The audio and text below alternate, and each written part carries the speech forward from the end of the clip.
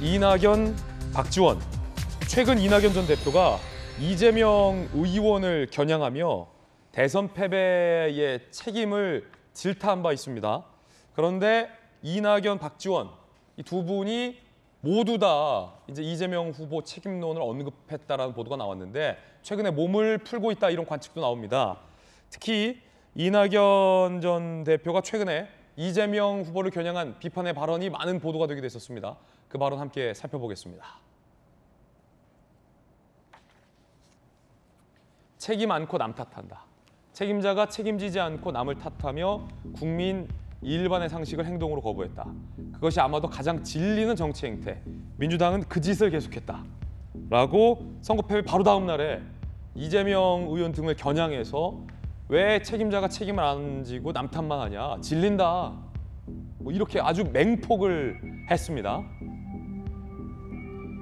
자, 이랬던 이낙연. 이재명 책임론을 꺼내 들고 공교롭게 또 이낙연계로 불리는 의원들이 일제히 이재명 때리기에 나선 바 있죠.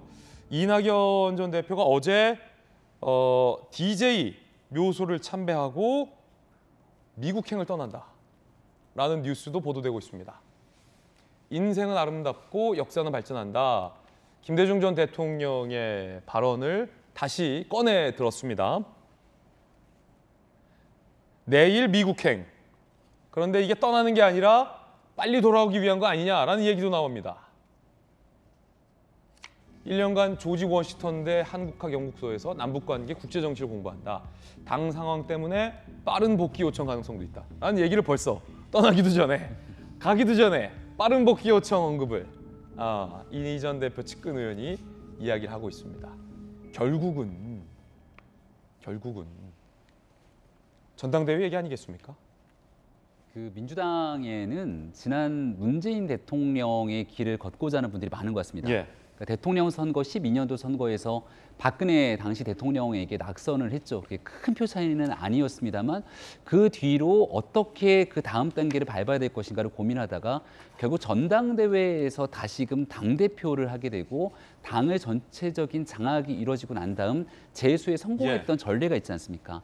그러니까 누군가에 의해서 이렇게 쭉 업혀가는 방식으로 정치를 시도할 수는 있겠습니다만은 결국 그 다음에 대통령 선거에서 중요한 역할을 하기 위해서는 당권을 거머쥐어야 되고 그 당권을 거머쥔 중요한 시점이라는 것은 결국 총선을 앞두고 있던 당권으로 총선 국회의원 선거에 영향력을 행사할 수 있을 때만이 그 다음 대권에 다가설 수 있는 일이겠죠. 그러니까 이번에 뽑게 될 민주당 당대표가 되게 중요하다. 그런데 이게 원래는 그런데요. 원래는 그런데 민주당의 과거의 전례를 보게 되면 지도부가 몇 개월을 못 견디고 계속 바뀌어내는 순환의 시대가 있었던 적이 있습니다.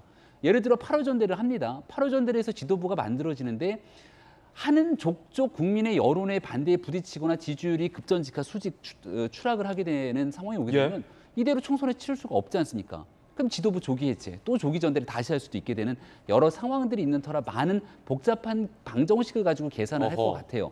다만 중요한 건 그 어떤 때가 되더라도 총선을 앞두고 있는 한 1년 정도 시점에는 국내에 돌아와서 정치적 발판을 마련하지 않으면 다음번 대통령 선거로 이어지기가 쉽지 않기 때문에 그 길을 걸으려고 하는 것 같고요. 지금 김대중 전 대통령 얘기를 하고 있고 호남에서 중요한 역할들을 해왔던 게 이낙연 전 대표 아닙니까? 이번 지방선거에서 가장 특이할 점 하나가 호남 지역에서 정말 낮은 투표율이 나왔다는 거죠. 투표를 하러 아예 안 갔어요. 광주 같은 경우는 굉장히 적게 갔죠. 이게 의미하는 바가 무엇이냐. 결국 민주당의 사실상 가장 중요한 역할을 하고 있는 호남 지역에서 이재명 의원에 대해서 정치적인 사망 선고를 던진 것이 아니냐 이렇게 분석할 수 있는 여지도 있기 때문에 그런 내용들을 주요하게 파고 들어가면서 앞으로 정치 행보를 이낙연 전 대표가 해나가지 않을까라고 전망들을 하는 것 같습니다. 한국경제 제목 보세요. 이낙연 1년간 미국에서 인맥 따질 듯 친명 장악된 복귀 힘들어질 수도 조기 복귀를 얘기한 사람이 있는가 하면 떠나지도 않았는데 복귀 힘들 수도 있다. 이런 얘기가 벌써부터 나오기도 합니다. 동시에 몸을 풀고 있는 사람이 있습니다. 의외의 인물인데 박지원 전 국가정보원장입니다. 최근 민주당을 강하게 때렸죠. 2연패한 민주당은 내부 총질에 혼연일체가 돼 있다.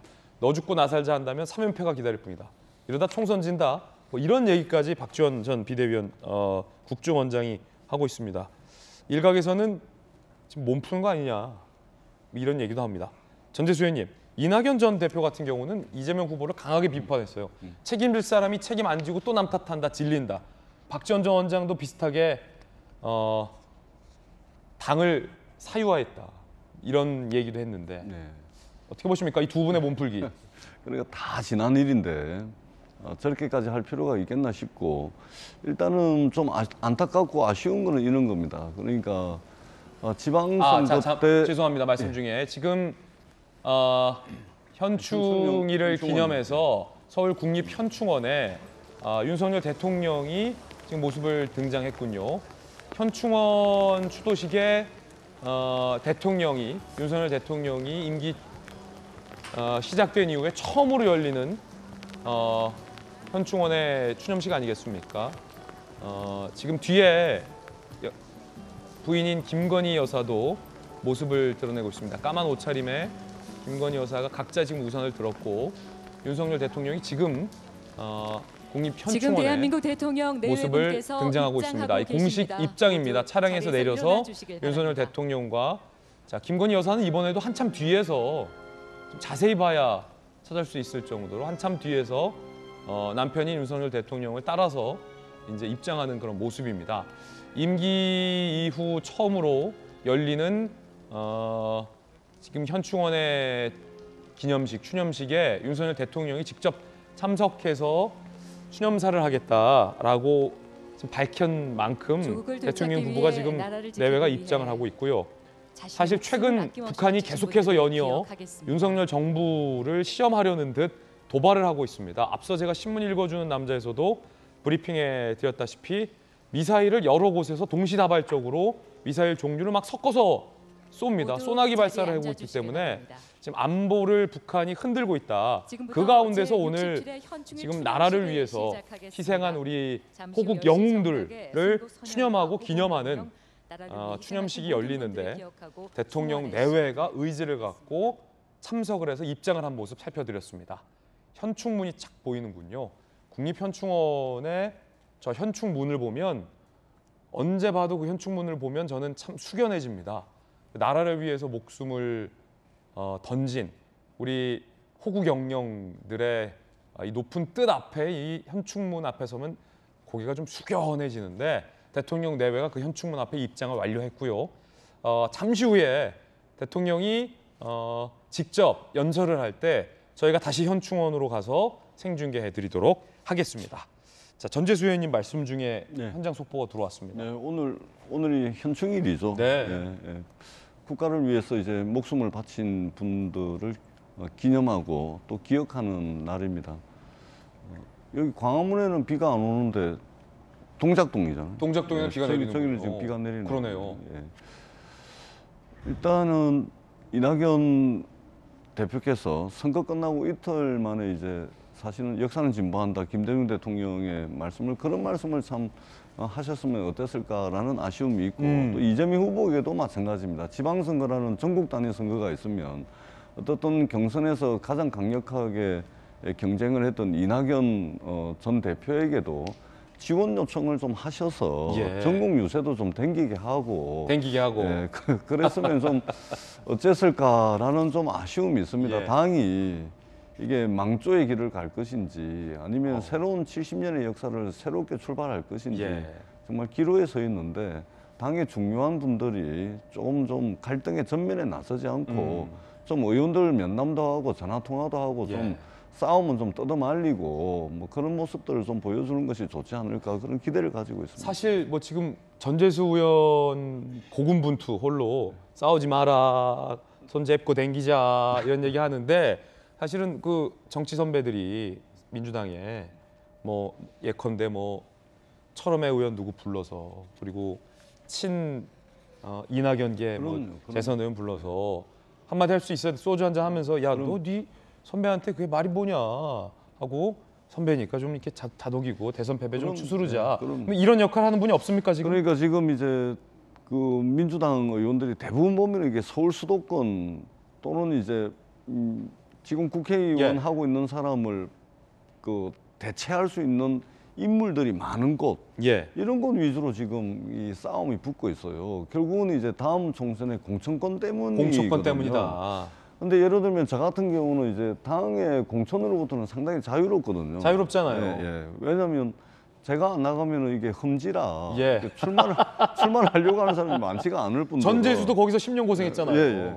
그러니까 이제 저 같은 경우는 공천에서 자유롭기 때문에 예. 양쪽을 다 비판할 수 있는 겁니다. 그 자유로운 분들 많이 있습니까 혹시? 좀 있죠. 그래서 저희들이 강북에 뭐 박모 의원도 있고. 그렇습니다. 그래서 이게 지역 기반이 탄탄하거나 예. 또는 험지에서 국회의원을 하고 있거나 그래서 당 지도부 또는 누구의 어떤 뭐 당 유력한 사람의 눈치를 예. 안 봐도 되는 사람들이 있거든요. 그래서 이런 분들이 좀 의견을 좀 모으고도 나서달라. 있는데, 예, 그래서 저는 정말로 이게 좀 너무 그냥 이렇게 예. 이래 가지고는 답이 없다고 생각을 합니다. 근데 반드시 거쳐야 될 과정이고 이 과정을 거쳐서 네. 당의 어떤 새로운 질서와 당의 새로운 기풍을 만들어가는 그런 과정이다. 예. 이 싸움은 8월 전당대회까지만 길게 본다면 그것까지만 좀 예. 했으면 좋겠다. 이런 바람을 가지고 있습니다. 이 방송을 보고 계신 민주당 내 현역 의원 중 공천에서 자유롭다 생각하시는 분들은 전재수 의원에게 전화를 주시기 바라겠습니다.